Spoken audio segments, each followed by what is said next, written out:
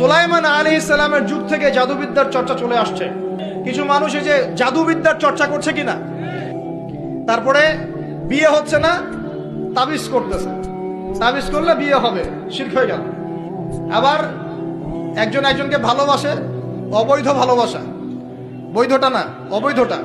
এখন তার আবার বিয়ে ঠিক হয়েছে এক জায়গায়, এই বিয়ে সে ভাঙাবে, কবিরাজের কাছে গিয়ে বিয়ে ভাঙানি করতেছে, চালাচালি করতেছে, নকশা আঁকতেছে, করে না?